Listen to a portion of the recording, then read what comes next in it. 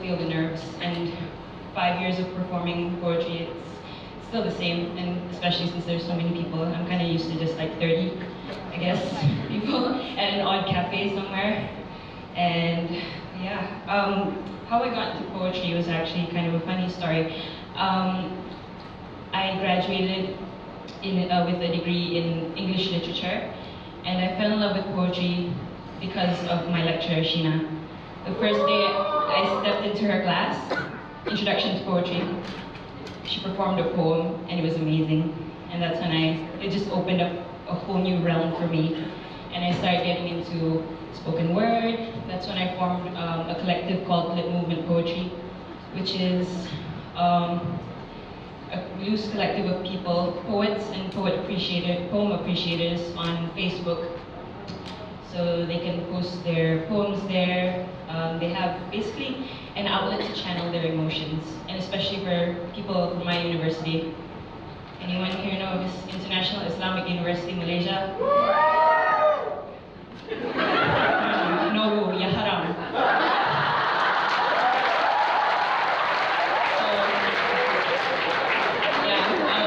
But I'm very proud to have received my education there because it has taught me so many things. And yeah. Oh, another funny story is that I am very, very nervous and excited to be performing in front of Phil and Sarah Kay. Like, my God, thank you Incitement, and thank you everyone for bringing them here, because I have only been limited, it's only been limited to me watching them on YouTube videos. And can you imagine your favorite rock stars being in your presence, and you're like, holy, okay, I can't.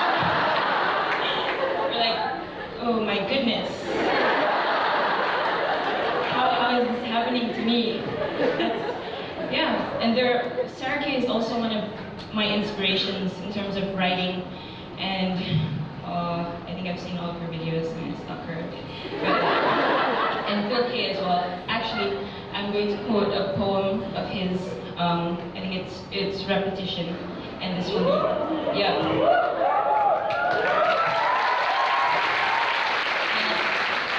You all know there's a line in it that says, you make the same mistake over and over, you stop calling it a mistake. So that line really stuck with me. And compared to Sheena, who talked about love, I am going to talk about the opposite, which is heartbreak and anger, because I'm a baby. So this poem, yeah.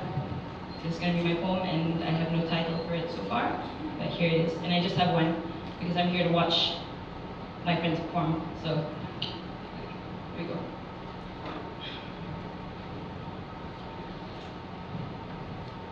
I always wondered what life would be like if we could control time. Like a video strip, in a continuum where we could skip to the parts that matter, and maybe alter outcomes at a whim. That thought crossed my mind when you told me it was over. When you said you wanted to be friends, I wanted to punch you in the face. I wanted time to rewind to the few seconds right before you said that. I wanted to see the words fly back into your mouth, and I wanted to sew it shut. I wanted to freeze your face in that instant to see if there was any reluctance. My mind flashed back to the beginning when we held hands, and I was so relieved to know that your hands sweat just as much as mine do. And to the time we had our first kiss, and how new and awkward it was because it felt like I was indeed your first. Like a microscopic lens, it zoomed in on my heart that was then being resuscitated back to life. I fast forwarded to the time you said you loved me. You didn't actually say it. You texted me a picture of those 3 words written on a dry leaf. Of all things, you always had a way of expressing yourself through still photographs, whereas I have always needed words to breathe. My memories sped up to the night we got hot and heavy in the backseat of our friend's car. It went back as far as I remember you filling me inside the spaces of your heart, which wasn't that far back. And after Those few seconds of silence that seemed to span the length of days in mental time travel, I just stared at you, aghast. I didn't know what to say, because all words were lost on me. And all thoughts of that day were quickly replaced. I don't even care to recall the details of it all, because I know no amount of self-help articles or chats with girlfriends can help erase that sentence from my brain. I think we should just be friends. The first time it replayed in my head, I stood in the rain for half an hour wishing I was dead. The second playback, I smoked a pack and a half in one day. The third time around was the same night my mother found a hickey planted on my neck by another man, the size of a Reese's peanut butter cup. I keep wanting to rewind and edit out all the mistakes and start again when our love was still just a game of press and play that amounted to a mixtape. No shitty tracks yet. Just the good ones back to back, but we pushed each other's buttons. You kept hitting forward while my finger would always linger on pause, all because I wanted to be stuck in the past.